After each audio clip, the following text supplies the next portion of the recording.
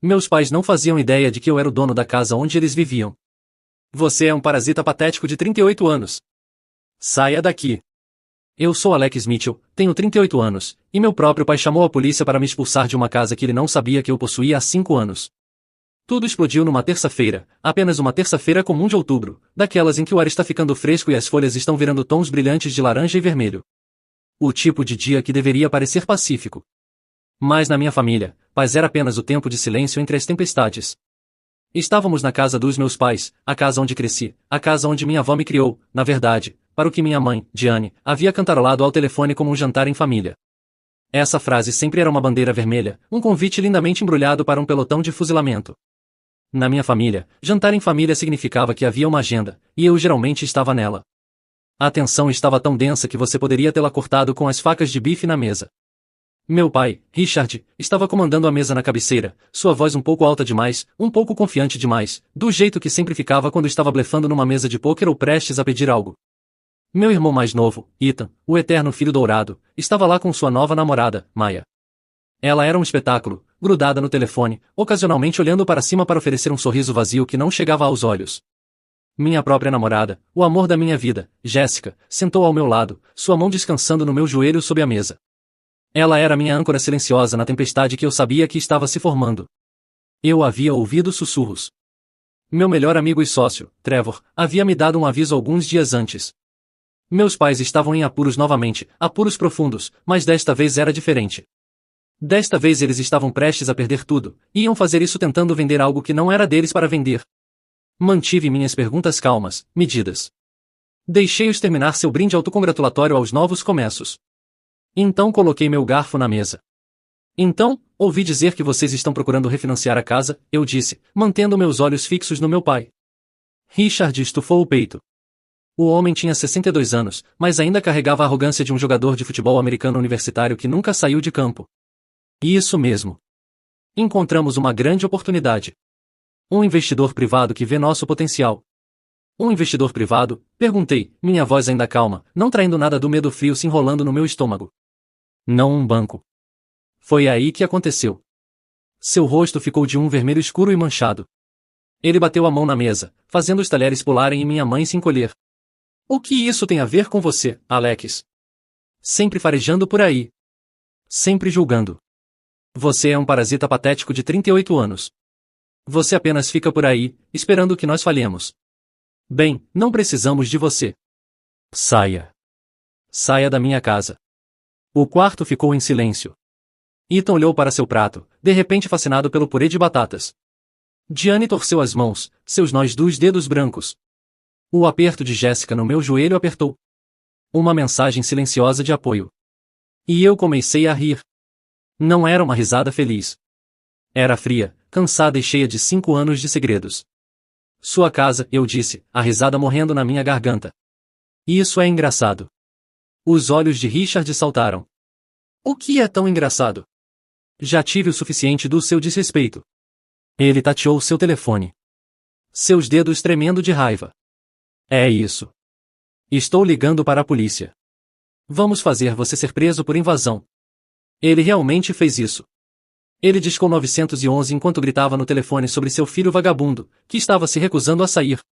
Eu apenas sentei lá. Não me movi. Apenas distraquei meu próprio telefone, meu polegar pairando sobre um único arquivo. A polícia estava a caminho. E meu pai não fazia ideia de que ele havia acabado de chamá-los contra si mesmo. 5 anos atrás. Para entender por que eu ri, porque aquele momento parecia menos uma tragédia e mais uma piada sombria e inevitável, você precisa voltar 5 anos.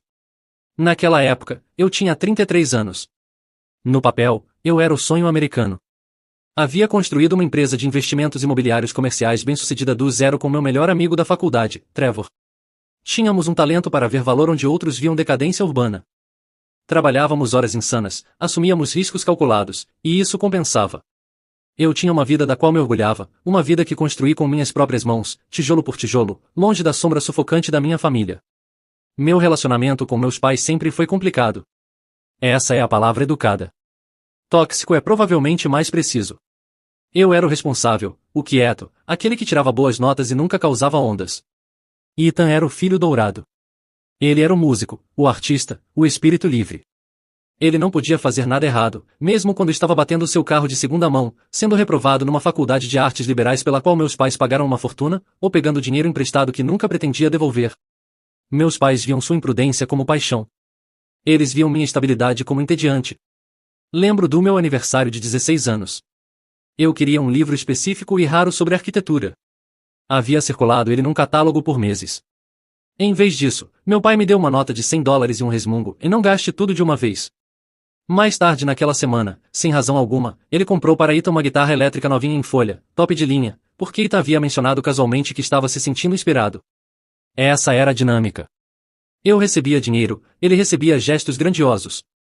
Eu era uma obrigação, ele era um projeto de paixão. Meu pai, um cirurgião antes respeitado cujas mãos agora tremiam mais do que deveriam, nunca perdia uma chance de me dizer que brincar com prédios não era um trabalho de verdade. Minha mãe, uma ex-administradora universitária que se orgulhava de sua inteligência, apenas suspirava e dizia, seja gentil com seu irmão, Alex. Ele é sensível. Sensível era a palavra código deles para irresponsável. A ligação que mudou tudo. Uma quinta-feira chuvosa 5 anos atrás, recebi uma ligação da doutora Patrícia Reynolds.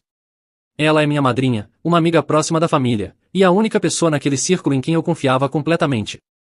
Ela era nossa médica de família, e havia visto tudo. Ela soava preocupada. Alex, ela disse, sua voz baixa e urgente. Você precisa vir me ver. É sobre seus pais. Encontrei-a em seu consultório, o lugar cheirava livros antigos e antisséptico, um cheiro que sempre significou segurança e verdade para mim. Ela não perdeu tempo. Ela deslizou uma pasta manila grossa sobre sua mesa de mogno polida. Não era um prontuário médico. Estava cheia de cartas de bancos, agências de cobrança, e um cassino muito familiar em Atlantic City. O hobby de fim de semana do meu pai não era um hobby. Era um vício completo. Ele havia jogado fora suas economias, sua aposentadoria, tudo. Eles estavam com mais de $750 mil em dívidas, e o banco estava executando a hipoteca da casa em 30 dias. Senti uma estranha frieza entorpecida se espalhar pelo meu peito. Havia raiva, claro, uma raiva branca e quente pelo egoísmo do meu pai e pelo apoio fraco e patético da minha mãe. Mas por baixo disso, havia uma tristeza profunda e dolorosa e um senso de dever esmagador. Aquela casa não era apenas uma casa. Era o único lar real que eu jamais conheci. Meus pais frequentemente estavam ausentes quando eu era criança, ocupados com suas carreiras e uma vida social que nunca parecia incluir seu filho quieto e livresco. Foi minha avó, a mãe do meu pai, quem me criou naquela casa. Ela foi quem me ensinou a ler usando a seção de negócios do jornal.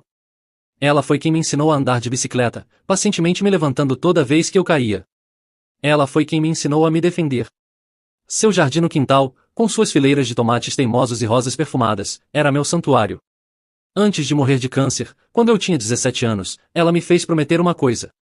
Ela estava frágil, deitada numa cama de hospital que eles haviam montado na sala de estar, mas seus olhos ainda eram afiados. Estávamos olhando pela janela para o carvalho antigo no jardim da frente.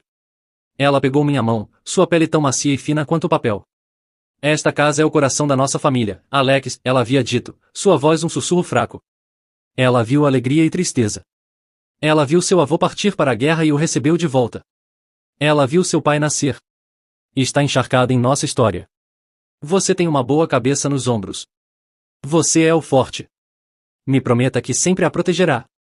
Eu era apenas um adolescente então, consumido com meu próprio mundo of Vard. Não entendi completamente o peso de suas palavras, mas prometi. Agora, sentado no consultório da doutora Reynolds, essa promessa ecoava nos meus ouvidos, um voto solene. Não podia deixá-los perdê-la. Não podia deixar os demônios do meu pai destruírem o último pedaço da minha avó que eu tinha. A decisão. Então fiz algo que ninguém viu vindo. Fui até Trevor. Estávamos em nosso escritório, alto acima da cidade, olhando para o horizonte que estávamos ajudando a moldar.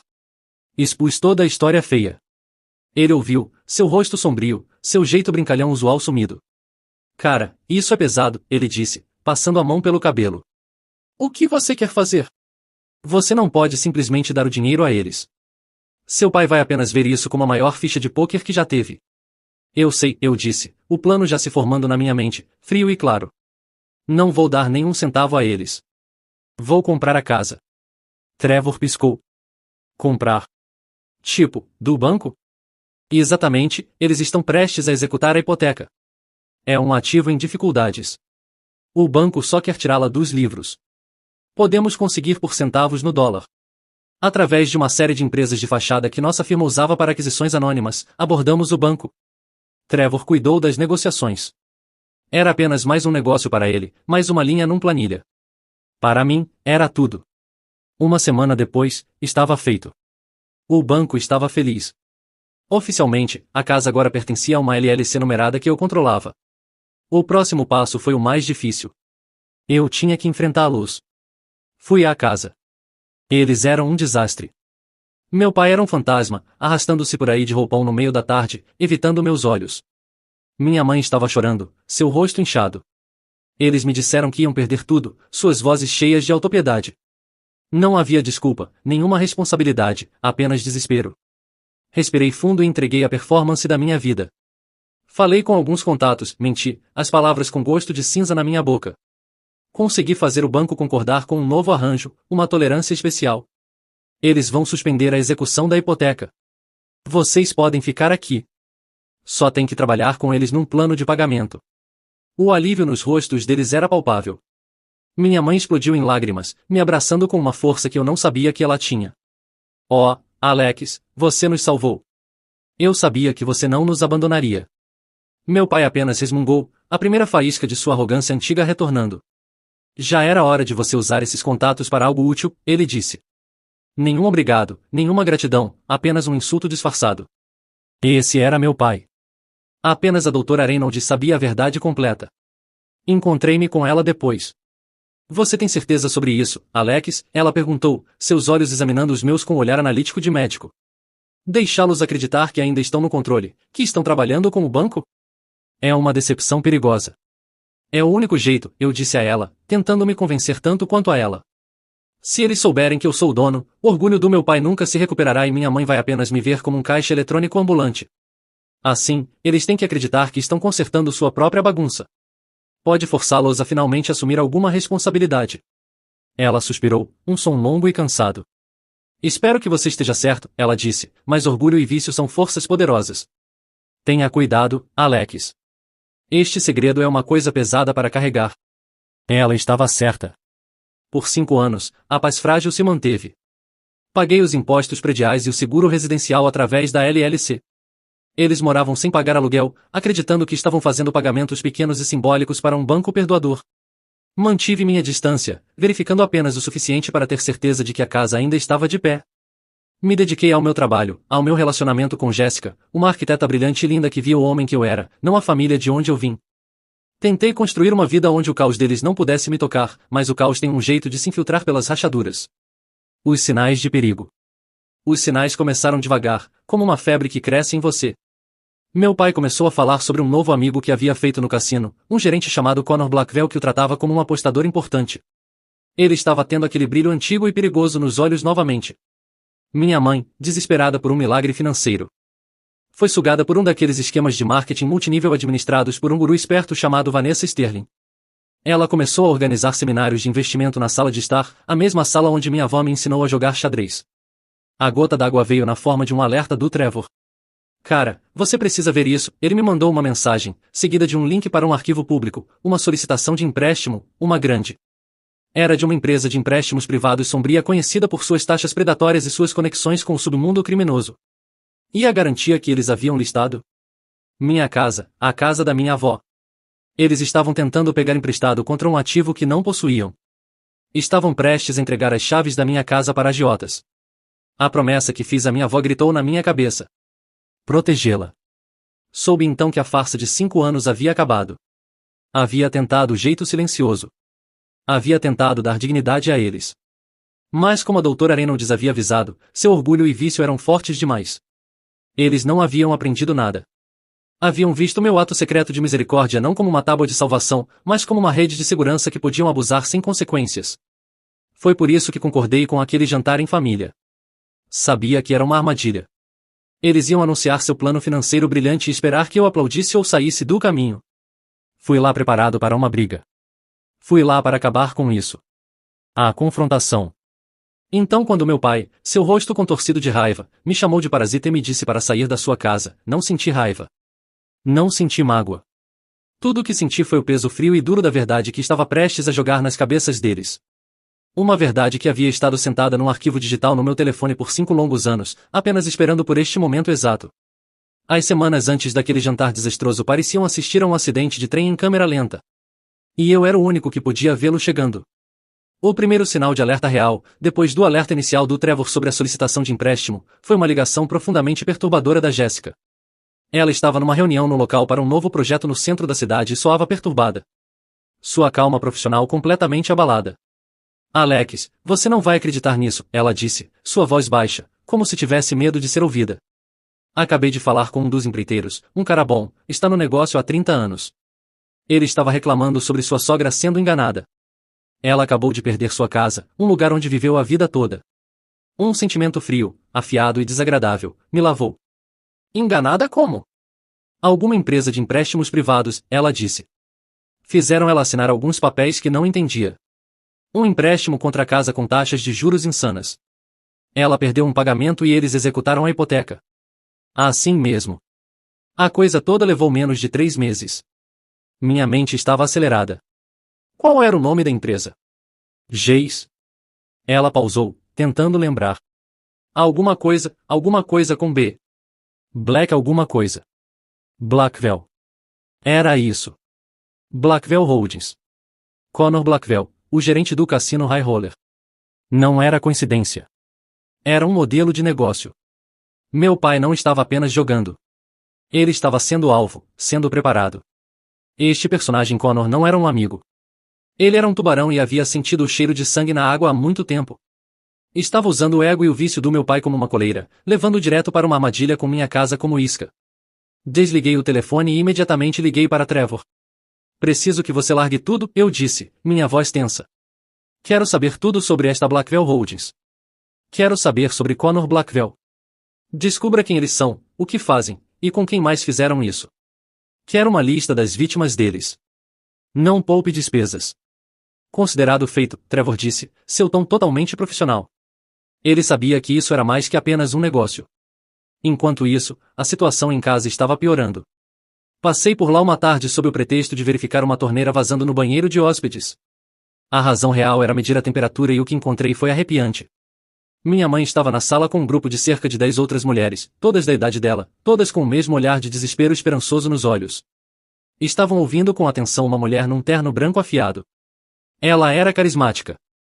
Com um sorriso deslumbrante e uma voz que pingava promessas de riqueza e empoderamento. Era Vanessa Sterling, a guru do MLM.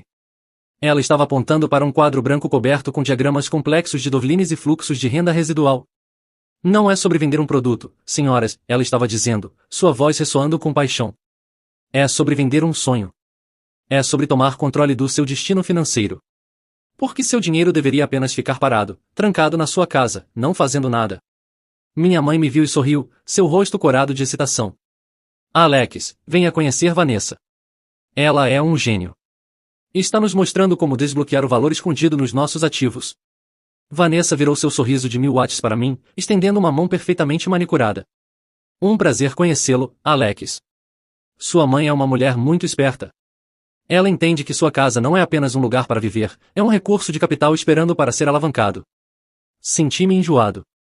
Estavam falando sobre minha casa, a casa da minha avó. Estavam sentadas na sala dela, nos móveis dela, planejando como entregá-la para uma golpista em troca de uma caixa de creme facial milagroso e um sonho sem valor. Olhei para os rostos das outras mulheres. Eram professoras, enfermeiras, aposentadas, pessoas boas que estavam sendo alimentadas com uma fantasia por um predador de terno branco. Dei minhas desculpas e saí, o som dos aplausos delas para Vanessa ecoando atrás de mim como um toque fúnebre. A peça final do quebra-cabeça era Ethan. Ele estava namorando Maya há alguns meses e ela estava se tornando uma presença fixa na casa. Ela era uma influenciadora de mídia social, ou pelo menos era assim que se chamava. Toda sua vida parecia ser uma coleção curada de fotos em restaurantes chiques, festas exclusivas e locais tropicais que ela não podia pagar sozinha. Ela parecia legal o suficiente na superfície, mas algo sobre ela parecia errado. Estava sempre fazendo perguntas, não perguntas normais de conhecer você, mas perguntas pontiagudas e investigativas sobre dinheiro. Então, tipo, esta casa é muito antiga, ela havia me perguntado uma vez quando estávamos ambos na cozinha pegando bebidas. Deve valer uma tonelada, certo? Especialmente neste bairro. Tem valor sentimental, eu havia dito, encerrando a conversa.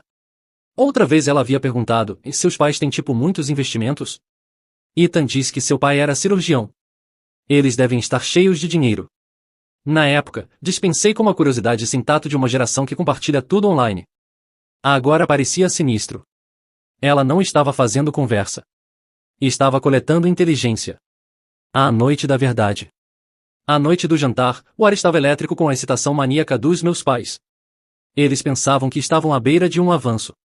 Acreditavam que Connor e Vanessa eram seus salvadores.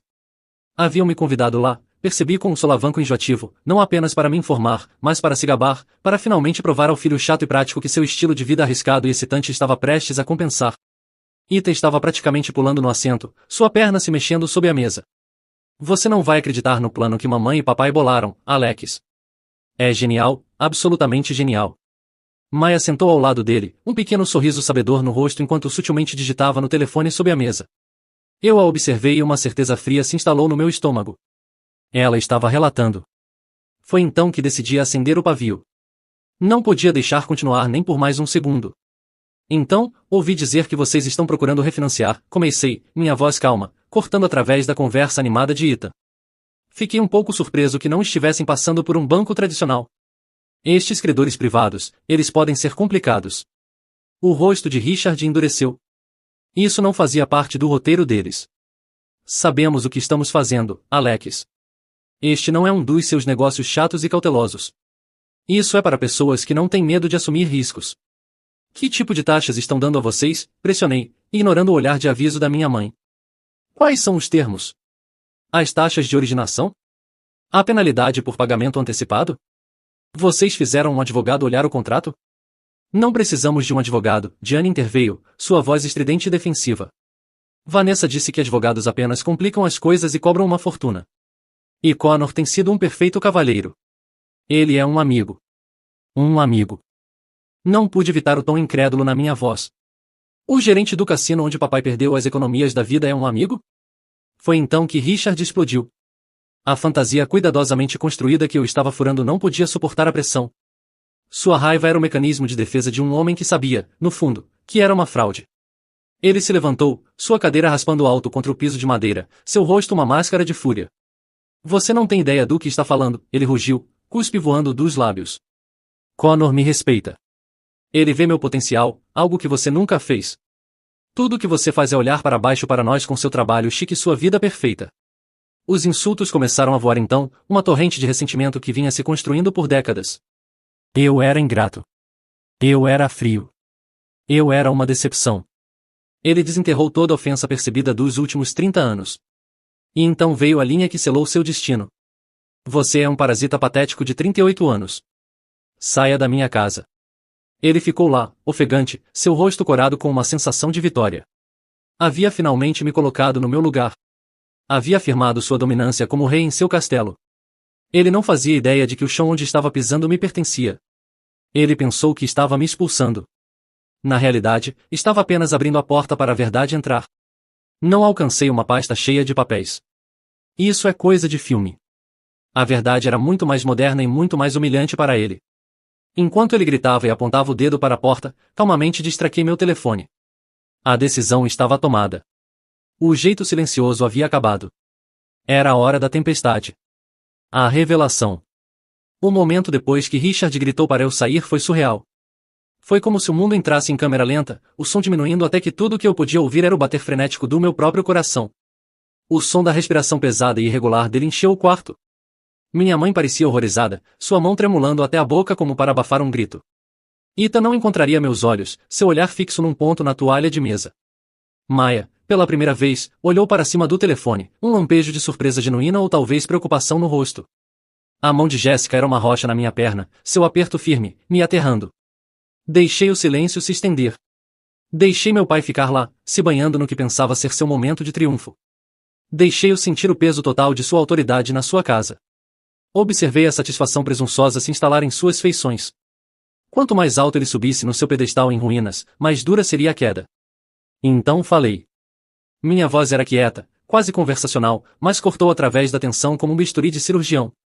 Pai, eu disse, usando a palavra que não havia usado para ele em anos, uma relíquia de um tempo antes de tudo quebrar, um tempo quando ele era apenas meu pai. Isso fez pausar, sua tirada furiosa cortada abruptamente. Você não pode hipotecar algo que não possui. Ele piscou. O trem de sua fúria momentaneamente descarrilado. Do que você está falando? Claro que eu possuo. Vivi aqui por 40 anos. Construí aquele deck com minhas próprias mãos. Morar em algum lugar e possuir são duas coisas diferentes, eu disse. Segurei meu telefone e virei a tela para ele. Tinha a página web do assessor do condado aberta. Na tela havia uma imagem cristalina. Era uma captura de tela do registro oficial da propriedade. Mostrava um mapa de satélite do lote, o endereço, o número da parcela. E na parte inferior, sob o cabeçalho em negrito proprietário registrado, havia um nome. Não Richard Mitchell. Não Diane Mitchell. Dizia Alexander Mitchell. Ele semicerrou os olhos, inclinando-se para a frente sobre a mesa, derrubando seu copo d'água na pressa. Ele não estava usando óculos de leitura. O que é isso? Algum tipo de site falso? Outro dos seus truques tecnológicos. Você sempre foi uma criança sorrateira. Não é um truque, eu disse calmamente, meu coração martelando. É um registro público. Qualquer um pode consultar. Eu possuo esta casa há 5 anos. Desde o dia que o banco ia executar a hipoteca e colocá-los na rua. Diane soltou um pequeno gemido estrangulado. Alex, não, isso não é verdade. Isso não pode ser verdade. Nós fizemos um plano com o banco. Você nos ajudou. Eu ajudei vocês, eu disse. Meus olhos ainda fixos no meu pai, que agora estava balançando ligeiramente. Comprei a hipoteca. Me tornei o banco. O plano era deixá-los morar aqui. Sem pagar aluguel, esperando que vocês se acertassem. Paguei os impostos. Paguei o seguro. Por 5 anos, tenho sido seu senhorio, e vocês nunca souberam. A cor drenou do rosto de Richard. A arrogância, a raiva, tudo simplesmente evaporou. Substituído por uma descrença atordoada e de queixo caído. Ele olhou do telefone para meu rosto e de volta, sua mente se recusando a processar o que estava vendo, o que estava ouvindo. Era como se toda a sua realidade tivesse sido uma mentira, porque havia sido. Não, ele sussurrou, a palavra quase inaudível. Você está mentindo. Estou, eu disse, minha voz endurecendo. Por que não pergunta para a doutora Reynolds? Ela soube o tempo todo. Ela me ajudou a configurar. Mencionar sua amiga mais antiga, minha madrinha. A única pessoa em quem ele confiava implicitamente foi o golpe final. Ele sabia que eu nunca mentiria sobre isso. Ele sabia que ela nunca faria parte de tal decepção a menos que fosse absolutamente verdade. A traição que ele deve ter sentido deve ter sido imensa, mas era uma traição nascida de suas próprias ações. Foi então que ele tateou seu telefone, sua bravata retornando numa onda desesperada e patética. Era o último suspiro de um rei moribundo. Estou ligando para a polícia, ele gaguejou, sua voz rachando. Você falsificou isso. E isso é fraude. Vou fazer você ser preso. Enquanto falava com o despachante do 911, sua história começou a se desfazer. Meu filho, ele está invadindo. Está me mostrando documentos falsos. Ele soava menos como um proprietário indignado e mais como um animal encurralado e confuso. A chegada da polícia. 2 policiais, um homem e uma mulher, chegaram no que pareceram minutos, mas provavelmente foram uns 15. Eles eram calmos, profissionais. Tinham aquele olhar cansado e experiente de pessoas que passam suas noites navegando pelos destroços das vidas de outras pessoas. A oficial feminina, cuja placa de identificação dizia Ramírez, assumiu a liderança. Ok, pessoal, o que está acontecendo aqui? Ela perguntou, seus olhos examinando o quarto, notando o copo d'água derrubado, o rosto com lágrimas da minha mãe, a postura beligerante do meu pai. Meu pai, sua confiança reforçada pela presença de uniformes, apontou um dedo trêmulo para mim. Oficial, este homem está invadindo minha casa. Está se recusando a sair e me mostrando documentos fraudulentos alegando que possui o lugar.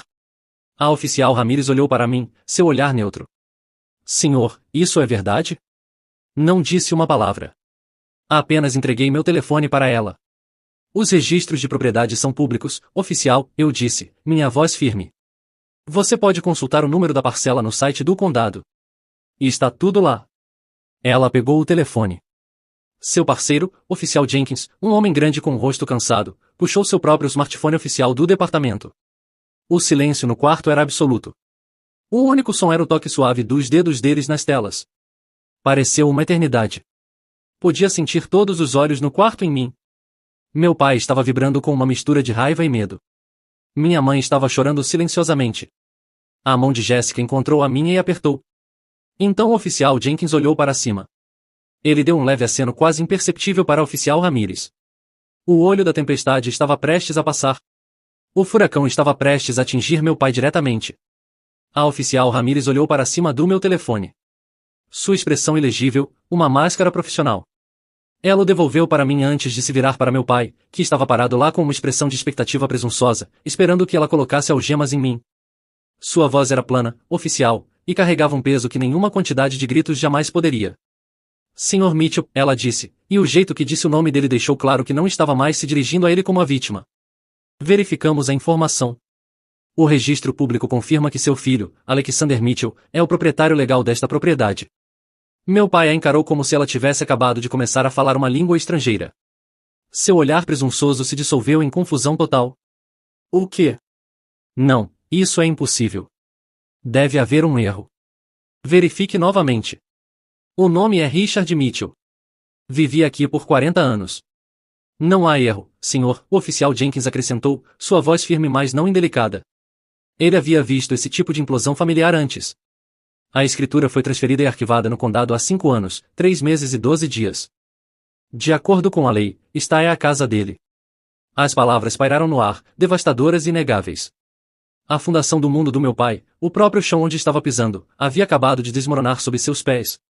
A autoridade que ele havia exercido sobre nós durante toda a sua vida, o poder que vinha de ser o patriarca em sua casa, havia sumido. Havia sido uma ilusão por meia década, uma fantasia que eu tolamente havia sustentado. Ele olhou ao redor do quarto, seus olhos selvagens, procurando por um aliado. Por alguém para confirmar que isso tudo era uma piada terrível. Ele olhou para minha mãe, que agora estava soluçando abertamente, seu rosto enterrado nas mãos, seus ombros tremendo. Ele olhou para Ita, que estava me encarando com uma expressão de horror crescente e algo mais, confusão, como se estivesse me vendo pela primeira vez. Ele olhou para Maya, que de repente estava muito ocupada tentando se tornar invisível, seu rosto pálido. Isso é um truque, Richard finalmente gaguejou, sua voz rachando, desespero se infiltrando. Ele nos enganou. Ele roubou nossa casa. Ele é um ladrão. Prendam-no. A oficial Ramírez deu um passo à frente. Sua mão levantada num gesto calmante. Senhor, esta é uma questão civil. Não estamos aqui para resolver o histórico da sua família. Estamos aqui porque você relatou um invasor. Mas como se vê, você é quem não está na escritura. Tecnicamente, você é um hóspede na casa do seu filho, e se ele pedir para você sair e você se recusar, então você seria quem estaria invadindo. A ironia era tão densa, tão absoluta, que era quase poética. Ele havia chamado a polícia para me expulsar, e ao fazê-lo havia legalmente estabelecido seu próprio status como inquilino sem direitos. Sua jogada de poder definitiva havia resultado em sua humilhação definitiva. Ele murchou. Toda a raiva, toda a arrogância, simplesmente desapareceu, deixando para trás um velho frágil e confuso. Ele afundou numa cadeira da sala de jantar, sua cabeça nas mãos, todo o seu corpo tremendo. Eu não entendo, ele murmurou nas palmas das mãos. Eu simplesmente não entendo. A segunda bomba. E nesse momento, como se por sugestão de algum dramaturgo cósmico com um senso de humor retorcido, meu telefone vibrou, e então vibrou novamente. Era uma série de mensagens do Trevor. Ele havia estado trabalhando sem parar desde minha ligação. Meu coração martelou contra minhas costelas enquanto lia a primeira mensagem. Consegui. Blackwell Holdings é uma empresa de fachada. A trilha do dinheiro leva de volta ao cassino. É um golpe de empréstimo para possuir. Eles miram em idosos com dívidas de jogo, oferecem empréstimos predatórios contra suas casas, e então executam a hipoteca em meses. É crime organizado, Alex. Eles têm uma dúzia de processos pendentes contra eles em 3 estados. Meu sangue gelou, mas havia outra mensagem logo abaixo. E você não vai acreditar nisso. Pesquisei o nome da namorada do Ethan, Maya Rodrigues, através de um banco de dados de investigador particular. Adivinha? Ela não é apenas uma influenciadora.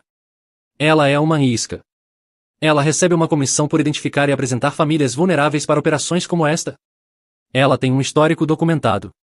Ela fez isso antes, 2 vezes. Ambas as famílias perderam suas casas. Olhei para cima do meu telefone, uma fúria fria e dura se solidificando no meu peito. O quarto ainda estava se recuperando da primeira bomba. Eu estava segurando a segunda. Respirei fundo. Não havia como voltar atrás agora. É pior do que vocês pensam, eu disse, minha voz soando com uma autoridade que me surpreendeu até mesmo. Li as mensagens em voz alta, cada palavra. Li sobre o golpe de empréstimo para possuir. Li sobre Connor Blackwell mirando em idosos. E então, minha voz baixando para um rosnado baixo e perigoso, li sobre Maia. Uma isca, repeti, meus olhos encontrando os dela do outro lado do quarto, paga uma comissão para encontrar vítimas. Todas as cabeças se viraram para Maia. Ela havia ido de pálida para branca fantasma. Seu telefone caiu de sua mão no chão, o som anormalmente alto no quarto silencioso. Ethan encarou, seu rosto uma máscara de traição e descrença totais. Maia, ele sussurrou, sua voz rachando. Isso é verdade? Me diga que não é verdade. Ela não respondeu. Não podia. Seus olhos correram pelo quarto como um animal encurralado procurando uma fuga. Ela olhou para mim, para meus pais, para os policiais. Não havia saída. Ela apenas pegou sua bolsa e saiu correndo. Ela empurrou um atordoado oficial Jenkins e correu pela porta da frente para a noite, deixando um rastro de destruição atrás dela. O quarto foi deixado no rescaldo de duas explosões, a verdade sobre a casa e a verdade sobre a conspiração para roubá-la. Meu pai estava quebrado. Minha mãe estava histérica. E meu irmão parecia que seu mundo inteiro havia sido queimado até o chão. O filho dourado, o filho favorito, havia trazido uma víbora para sua casa e ela estava pronta para engoli-los inteiros. O poder não havia apenas mudado. O tabuleiro inteiro havia sido virado e todas as peças estavam espalhadas no chão. O rescaldo. Depois que Maia fugiu, um silêncio pesado e tóxico encheu o quarto. Era o tipo de silêncio que é mais alto que ruído, cheio de fantasmas de palavras não ditas e verdades amargas. Os policiais, vendo que o conflito imediato havia acabado e que isso agora era questão para terapeutas e advogados, se prepararam para sair. Então, Sr. Mitchell, a oficial Ramirez disse, olhando para mim com uma ponta de algo que poderia ter sido simpatia, o que você gostaria de fazer? Como proprietário, você tem várias opções. Olhei para meus pais. Meu pai ainda estava curvado na cadeira, parecendo uma marionete com as cordas cortadas, encarando a parede em branco. Minha mãe estava balançando para frente e para trás, murmurando, e não posso acreditar, não posso acreditar. Eles eram patéticos. E estavam quebrados. Haviam me machucado mais que qualquer pessoa na minha vida. Mas ainda eram meus pais. Nada, eu disse para a oficial, minha voz rouca, por enquanto. Só queria que a verdade ficasse registrada. Ela assentiu, entendendo. Vamos arquivar um relatório documentando a verificação de propriedade e os eventos desta noite. Será um registro público. Se precisar de mais alguma coisa, você tem nosso cartão.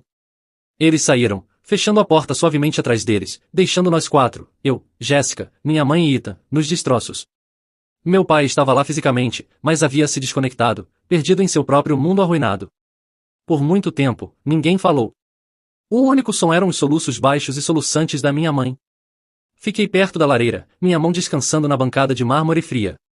Estava abarrotada com fotos de Ethan, Ethan na formatura do ensino médio, Ethan com sua primeira guitarra, Ethan numa viagem em família para o Havaí. Havia apenas uma pequena foto desbotada de mim de uma viagem para o Grand Canyon quando eu tinha 10 anos. Estava parado de lado, parecendo desajeitado numa camiseta muito grande, um fantasma esquecido no banquete da minha própria família. Finalmente, Ethan se moveu. Ele caminhou até a mesa de jantar e pegou o telefone de Maia de onde ela havia deixado cair. Suas mãos estavam tremendo tanto que ele mal conseguia segurá-lo. Ele o desbloqueou, suponho que conhecia a senha dela, e seu rosto ficou branco enquanto começou a rolar.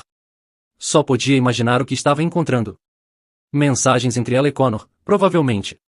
Transações financeiras. Uma vida secreta inteira construída sobre mentiras. Ele de repente soltou um som engasgado e gutural e afundou numa cadeira, sua cabeça nas mãos. Havia visto algo que o havia quebrado. Ele olhou para cima do telefone, seus olhos cheios de uma dor tão crua que era difícil de olhar. Não estava olhando para meus pais. Estava olhando para mim. Então olhou para meu pai. Richard havia começado a murmurar novamente, não para ninguém em particular, apenas para o ar. Aquele menino, sempre tão arrogante, tentando controlar tudo. Se ele tivesse apenas ficado fora disso, Connor teria nos ajudado. Ele tinha um plano. Ele ainda estava me culpando, mesmo agora, mesmo depois da verdade ter sido exposta pela polícia, depois da conspiração ter sido revelada. Seu orgulho estava tão distorcido que ele não conseguia ver a verdade. Não conseguia ver que o havia salvado. Só conseguia ver que o havia humilhado. E naquele momento, algo em Ethan estourou. Vi nos olhos dele. Foi um lampejo horrível de reconhecimento. Ele estava olhando para nosso pai, um homem quebrado, viciado, delirante, culpando todos menos a si mesmo. E estava vendo seu próprio futuro. Ele viu os mesmos padrões de direito, de responsabilidade, de me culpar por problemas que havia criado. O choque da traição de Maia foi a faísca. Mas isso foi a explosão. A identidade cuidadosamente construída do filho dourado se estilhaçou. E ele foi deixado encarando o abismo do que estava se tornando. Ele largou o telefone na mesa como se estivesse pegando fogo. Ele cambaleou para trás, sua respiração vindo em ofegadas irregulares, e olhou para mim. Ele caminhou até mim, seus passos instáveis.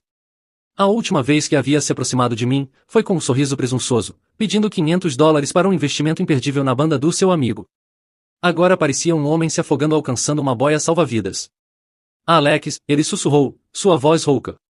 Ele não parecia conseguir dizer mais nada. Apenas ficou lá, suas defesas sumidas, sua arrogância despojada, olhando para mim com os olhos de uma criança perdida. O que, Ethan? Perguntei, minha voz mais suave do que pretendia. Eu preciso de ajuda, ele disse, as palavras quase inaudíveis, forçadas de um lugar de terror puro. Não quero ser como ele. Ele olhou para nosso pai, uma expressão de medo genuíno no rosto. Era a primeira vez em nossas vidas inteiras que ele havia admitido precisar de algo de mim além da minha carteira. Era a primeira vez que ele havia olhado para mim como um irmão, não um rival ou um recurso. Os velhos ressentimentos, os anos sendo o segundo lugar, a raiva por sua crueldade casual, ainda estavam lá, fervendo sob a superfície.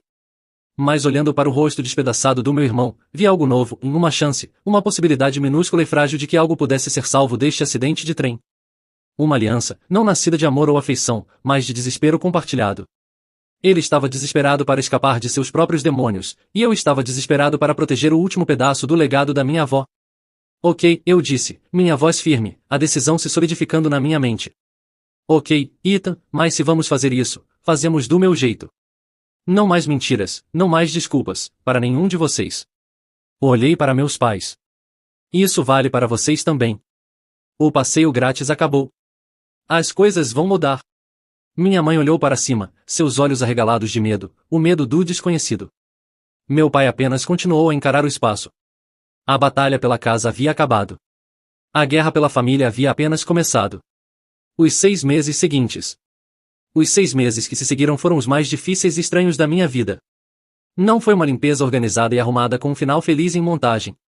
Foi um processo bagunçado, doloroso e lento de demolição e reconstrução, como limpar um prédio desabado uma peça de escombro por vez. A primeira coisa que fiz foi trazer os pesos pesados. Meu mentor, Harold Blackwood, um magnata imobiliário aposentado que era mais duro que um bife de $2, ficou furioso quando ouviu toda a história. Ele viu o golpe de Connor e Vanessa não apenas como um crime, mas como um insulto pessoal à integridade do mundo imobiliário que havia ajudado a construir. Esses parasitas, ele rosnou pelo telefone, eles dão uma fama para pessoas honestas. Vamos enterrá-los. Ele fez algumas ligações. Em uma semana, o escritório do promotor público havia aberto uma investigação formal sobre a Blackwell Holdings e suas afiliadas. O relatório policial arquivado pelo oficial Ramírez, documentando minha propriedade e os eventos daquela noite, se tornou uma peça-chave de evidência. Trevor trabalhou incansavelmente com o escritório do promotor, fornecendo todos os dados financeiros que havia descoberto, criando uma linha do tempo que era impossível de refutar. O castelo de cartas que Connor e Vanessa haviam construído começou a cair, e caiu rápido. A segunda coisa foi estabelecer novas regras. Regras rígidas. Alguns dias depois da grande explosão, convoquei uma reunião na casa. Trouxe Jéssica. A doutora Reynolds concordou em estar lá como mediadora. Meus pais e Ethan sentaram no sofá da sala, parecendo pequenos e derrotados.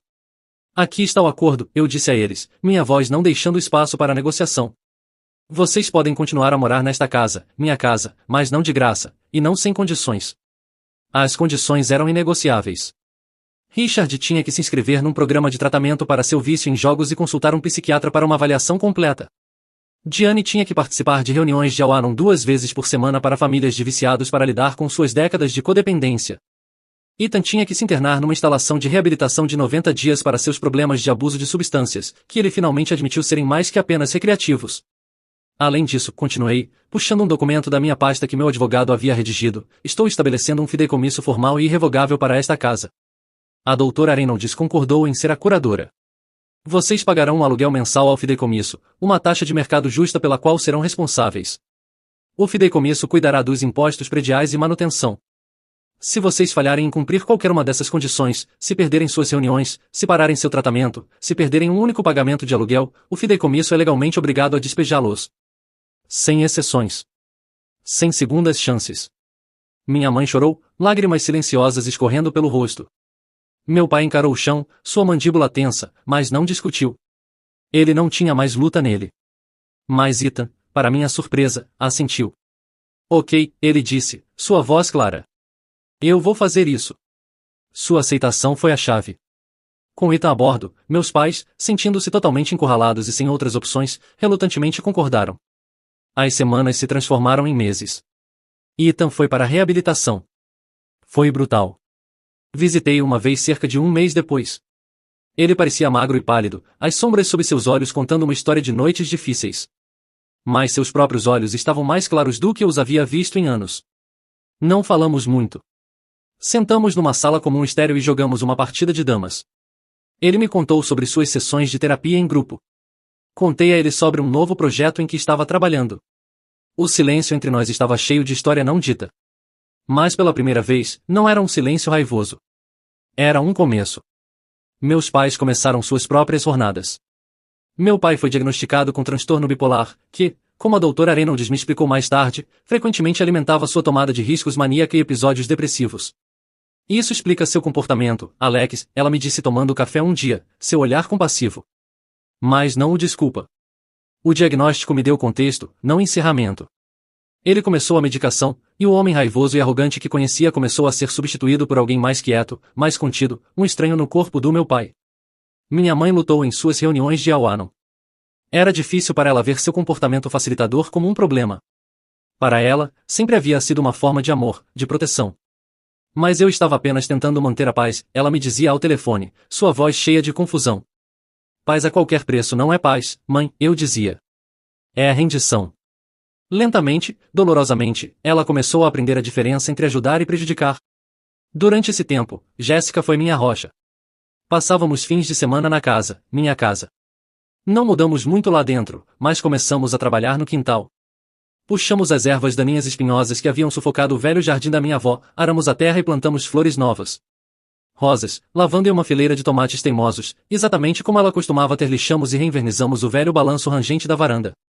A cada erva daninha que puxava, sentia como se estivesse limpando um pedaço da história tóxica que havia sufocado este lugar por tanto tempo. E estava recuperando meu santuário. 6 meses depois. 6 meses após aquele jantar fatídico, recebi uma ligação de Ethan. Ele havia saído da reabilitação, morava numa casa de vida sóbria do outro lado da cidade, e trabalhava meio período numa cafeteria. Oi, ele disse, sua voz hesitante. Estava pensando, talvez pudéssemos todos jantar na casa? Gostaria de cozinhar. Eu estava relutante, parecia cedo demais, muito encenado. Mas Jéssica me convenceu. É um passo, ela disse, pegando minha mão. Você não precisa correr uma maratona. Apenas dê um passo. Então fizemos. Foi estranho. O ar estava denso com coisas não ditas. Meu pai estava quieto, quase tímido. Minha mãe se agitava com a comida, seu nervosismo palpável. Mas era diferente. As velhas dinâmicas de culpa e direito haviam sumido, substituídas por uma cortesia frágil e incerta. Depois do jantar, Ethan puxou sua guitarra. Ele tocou uma música que havia escrito na reabilitação. Era sobre família, sobre feridas, e sobre a esperança tênue e aterrorizante de cura. Não era uma grande música, musicalmente, mas era honesta. Era a coisa mais honesta que eu já o havia ouvido produzir. Quando terminou, meu pai pigarreou. Ele olhou para mim, seus olhos lacrimejantes. Alex, ele disse, sua voz grossa com uma emoção que não conseguia nomear. Eu sinto muito, por tudo. Não foi eloquente. Não foi um discurso grandioso. Foi um pedido de desculpas desajeitado e quebrado de um homem desajeitado e quebrado. Mas foi o primeiro pedido de desculpas real que ele já havia me dado em toda a sua vida. Não corri para abraçá-lo. Não disse, está tudo bem, porque não estava. As feridas eram profundas demais para um simples curativo. Apenas olhei para ele, para o pai que estava apenas começando a conhecer, e assenti. É um começo, pai, eu disse. É um começo. 1 ano depois. Já faz mais de 1 ano desde aquele primeiro jantar estranho. As coisas não são perfeitas. Nunca serão. Aprendi que cura não é um destino onde você chega, como um trem entrando numa estação. É uma estrada que você decide percorrer todos os dias, e alguns dias a estrada está lamacenta e cheia de buracos. Meus pais ainda moram na casa. Eles pagam seu aluguel ao fideicomisso todo mês. No prazo. Meu pai continua sua terapia e permanece na medicação. Ele tem dias bons e ruins. Alguns dias ele está lúcido e arrependido. Outros dias está distante e perdido numa névoa de arrependimento. Minha mãe ainda luta, mas está aprendendo a estabelecer limites, tanto com ele quanto consigo mesma. Jantamos juntos uma vez por mês. Às vezes é tenso. Às vezes, por um momento fugaz, quase parecemos uma família normal. Então alguém dirá a coisa errada ou uma memória antiga virá à superfície, e a tensão retorna. Mas continuamos aparecendo. Ethan está indo bem. Ainda está sóbrio. Ele se mudou para seu próprio apartamento pequeno alguns meses atrás. Ele agora é o gerente da cafeteria, e toca sua música em noites de microfone aberto nos fins de semana. Está economizando para uma sessão de gravação. Falamos ao telefone toda semana. Não somos melhores amigos. Há história demais, cicatrizes demais para isso. Mas somos irmãos. Pela primeira vez, acho que ambos entendemos o que isso significa. Significa aparecer, mesmo quando é difícil. Significa dizer a verdade, mesmo quando machuca.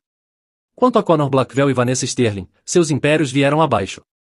A investigação do promotor, reforçada por depoimentos de outras famílias que eles haviam enganado, levou a múltiplas acusações de fraude e extorsão. Ambos estão enfrentando tempo sério de prisão. A justiça, acontece, pode ser lenta, mas também pode ser completa. A casa da minha avó, parece diferente agora. E está mais quieta. O ar está mais leve. Quando Jessica e eu ficamos lá, parece nossa. Não é mais um campo de batalha de segredos e ressentimento. É apenas uma casa novamente, um lugar de tijolo e madeira, cheio de memórias, algumas dolorosas, algumas preciosas. Quando sento naquele balanço da varanda, o que consertamos, quase posso ouvir a voz da minha avó, não de uma forma assombrada, mas pacífica, sussurrando na brisa. A promessa que fiz a ela foi cumprida.